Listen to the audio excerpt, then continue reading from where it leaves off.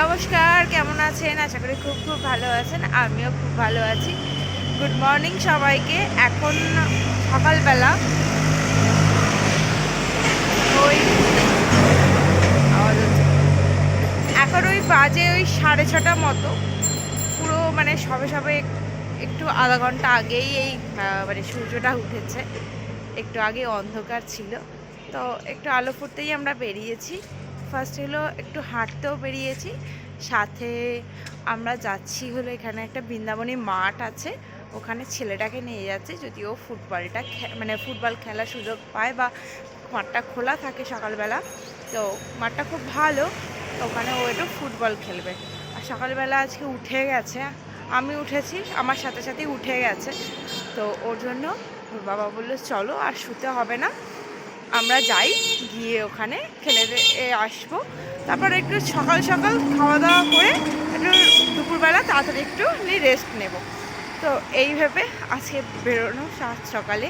তোর বাবা সকালবেলা মর্নিং ওয়াকে যায়, বাট আমি যাই না, কিন্তু আজকে আমাকেও টেনে হিঁচড়ে নিয়ে এসেছে। প্রচণ্ড ঠান্ডাই আছে। চলুন আস্তে আস্তে মাঠটায় যাই, তারপরে দেখি।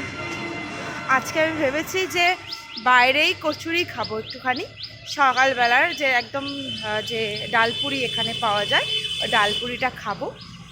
চলুন পুরো ব্লগটা দেখতে থাকো। চলো ব্লগটা শুরু করি আর সাজাতে। এই যে বৃন্দাবনী মাঠ, এখানে গেটটা।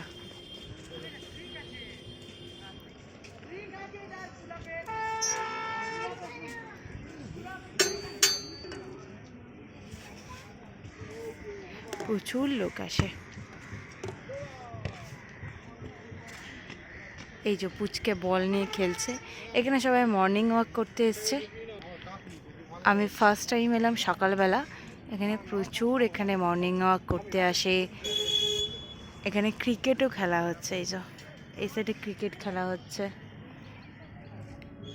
এই যে এখানে সব মানে ক্রিকেট খেলছে, কেউ ব্যায়াম করছে, কেউ দৌড়াচ্ছে। এখানে ছোট বড় সবাই এসেছে।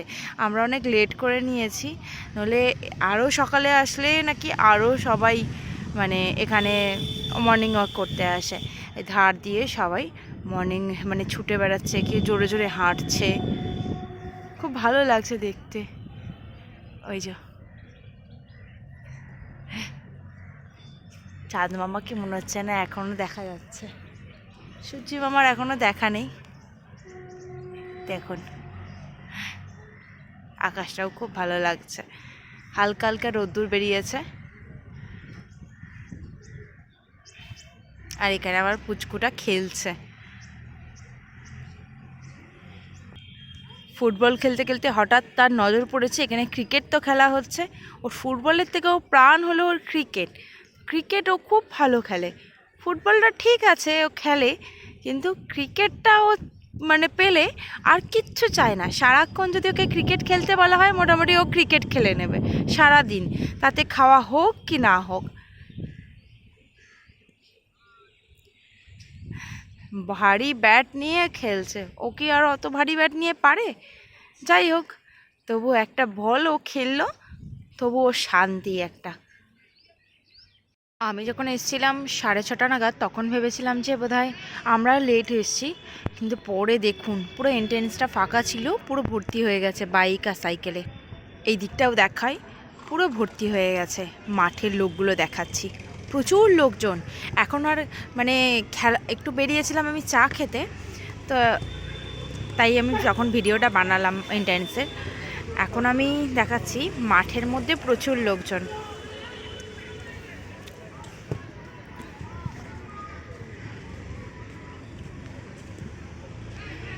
তো মাঠ ভর্তি লোকজন, মানে যারা ঠান্ডাতে দেরি করে এসেছে।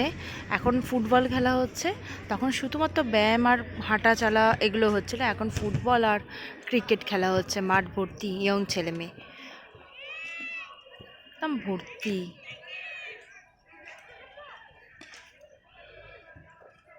আবার যারা হাঁটা চলা করছে তারা কিছুজন আবার বেরিয়েও যাচ্ছে। এখন এখন শুধু ক্রিকেট আর ফুটবল খেলা হবে বলল।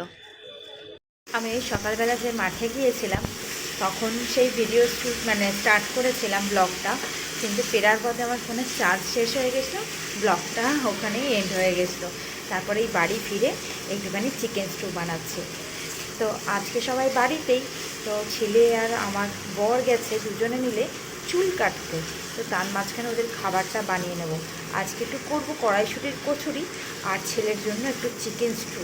কড়াইশুঁটির কচুরি করব, আর কেন আর কিছু করব না, আলুর দম বা কিছু করব না, কারণ হলো নিচের যে আমাদের ল্যান্ডলর্ড আছে তিনি আজকে খাবার দিয়েছেন আজকে চিকেন কষা, আর সাথে একটু মাছের ঝোল পাতলা করে বড়ি দিয়ে।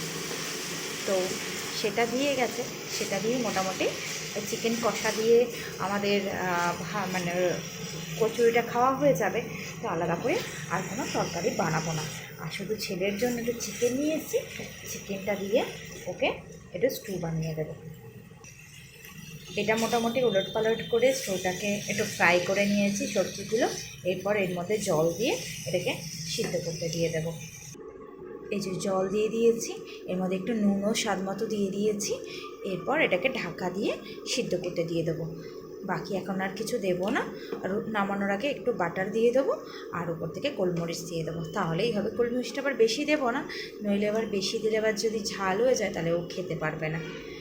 তো এটা বেশি করেই করছি, যদি আমাদেরও দুপুরবেলা যদি আর খিদে পায়।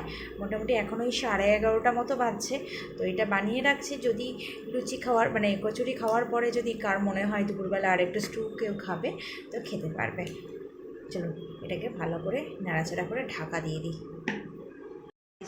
চিকেন কষা দিয়েছে, আর এখানে মাছের ঝোল দিয়েছে, এটা মনে হয় আর মাছ। তো ওই মাছের ঝোলটা এখন রেখে দেবো, এখন আর কেউ মাছের ঝোলটা খাবে না, তো চিকেন কষা দিয়ে আমাদের দুপুরবেলা খাওয়াটা হয়ে যাবে। আর সকালবেলা আসার সময় একটা দুটো কড়াইয়ের রুটি নিয়ে এসেছিলাম, এখানে কড়াইয়ের রুটি পাওয়া যায়, তো এটা নিয়ে এসেছিলাম। কড়াইয়ের রুটির সাথে যে ধনেপাতার চাটনি দিয়েছিল বেশ ভালো, অনেকটা দিয়েছিল, তো রেখে দিয়েছি, এটা ওই কচুরির সাথে খাবো বলে। আর বসে বসে এসেই আগে মটরশুঁটিটা ছুলে নিয়েছি, অনেকগুলো মটরশুঁটি লাগে তো একটু টাইম লাগে, তো এসেই আগে ভালো করে পরিষ্কার করে মটরশুঁটিটা ছুলে নিয়েছি। এরপর এটাকে পেস্ট করে যেরকম কচুরি বানাই সেরকম বানাবো। এই যে স্যুপটাও হয়ে গেছে, দেখতেও খুব লোভনীয় হয়েছে, আর উপর থেকে একটু বাটার দিয়ে দিয়েছি, দিয়ে এটাকে ঢাকা দিয়ে রেখে দেবো। আর যে যখন খাবে অল্প করে গোলমরিচ দেবো, গোলমরিচটা একটু অল্পই দিয়েছি, কারণ পুচ খেতে নিলে খেতে পারবে না। তো এটাকে ঢাকা দিয়ে এবার রেখে দিই।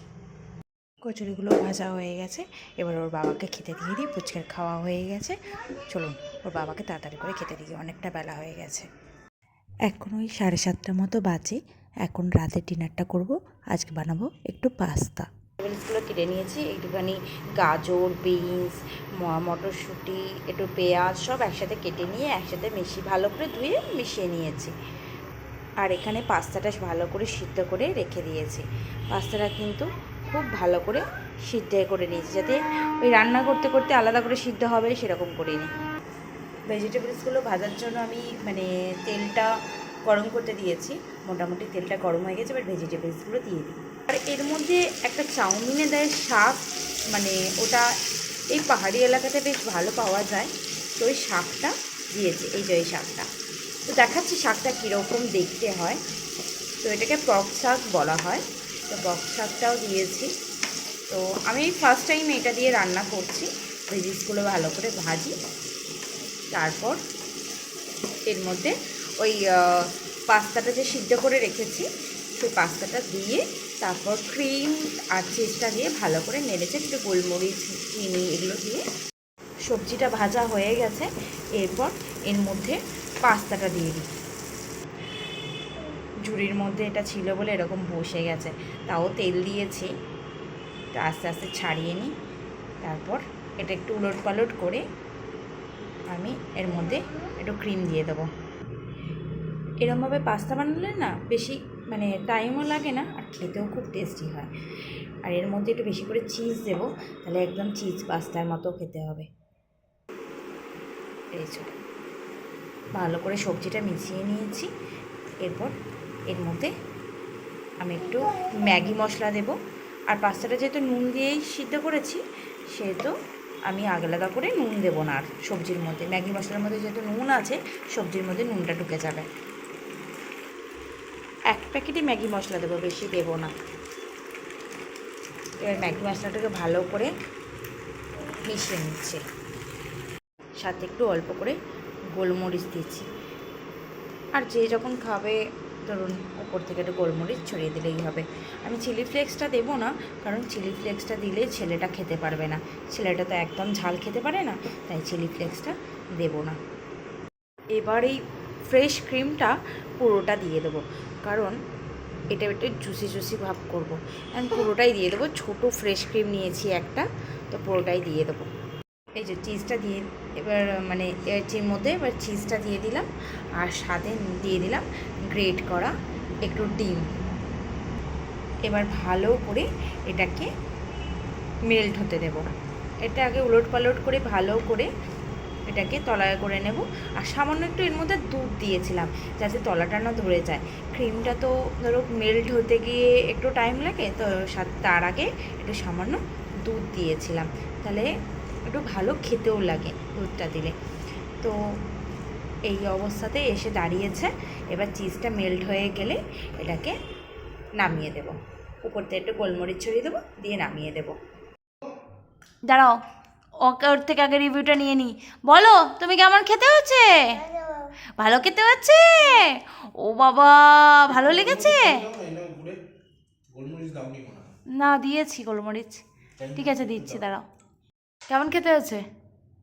খুব সুন্দর, মারাত্মক টেস্টি, ঠিক যেমনটা চেয়েছিলাম। এটা চিজ দেওয়া আছে কিন্তু। গুড। এই যে পাতাটা দিয়েছিলাম দেখতে এরকম, এই যে সাইড দিয়ে যে পাতাগুলো আছে এইগুলোকে কেটে কেটে ওর মধ্যে দিয়েছিলাম। তো যারা যারা এটা ইউজ করেছো তারা অবশ্যই একটা কমেন্টে জানিও। আমিও নিয়ে নিয়েছি একটুখানি পাস্তা, তো খেয়ে দেখব। চলুন আজকের মতো ভিডিওটা এখানেই শেষ করছি। দেখা হবে নেক্সট কোনো একটা ব্লগে। যদি ভালো লেগে থাকে তাহলে অবশ্যই একটা লাইক করে দেবেন, আর কমেন্ট করতে কিন্তু একদম ভুলবেন না।